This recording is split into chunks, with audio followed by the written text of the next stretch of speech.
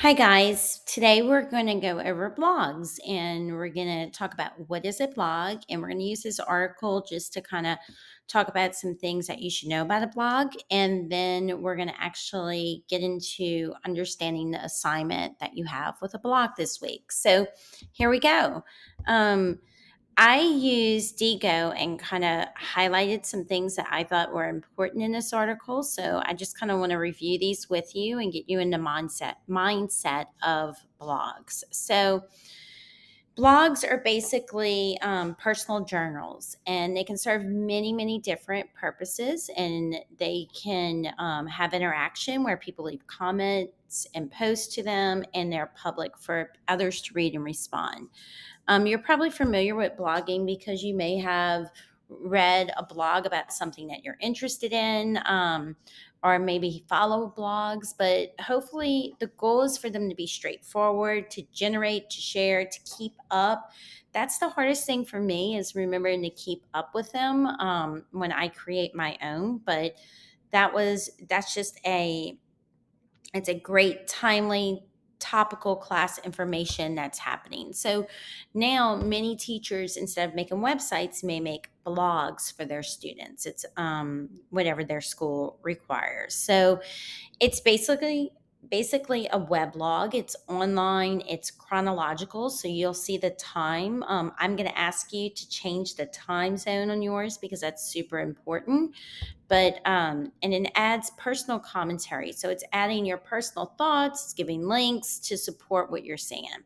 So who's doing it? You know, guys, it's everyone out there, from entertainment to news to politics, or all around.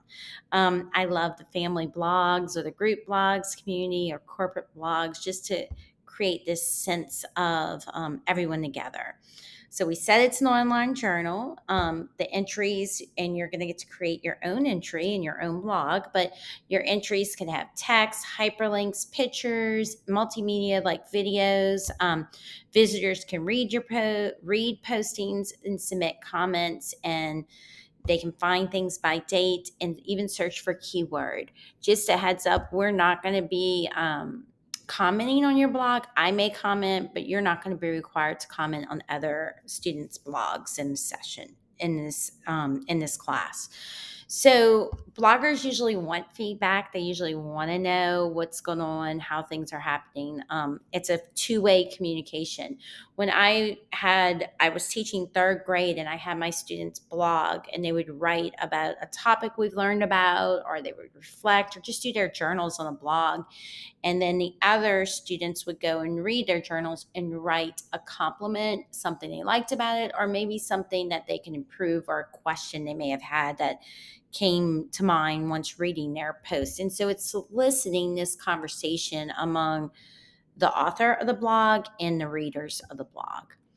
So it's engaging people to think, to share, to debate, and it can attract a dedicated readership. There's people who follow certain blogs because they want to know what that person has to say, and it creates this open discussion. But there's also, even though there's great things about it, there's downsides. And often it can be biased, it can be inaccurate. So anybody, we've learned, can post to the web, especially with your last assignment that we did. So anyone can post anything. And with that said, that means there can be some inaccurate information. It can also be volatile. There could be bloggers can edit, they can delete posts. So it can be very transient in nature. So moving along, where is it going? Well, 50 million people, and this is an old article, but it's a good one, are blogging. So we know that that number has increased significantly. And we also know that educators are learning guidelines and what works for them, and making clear expectations really helps to benefit the blog. Some of the ideas is reflections in class, maybe some reflections about careers, current events. It's just a forum for discussion.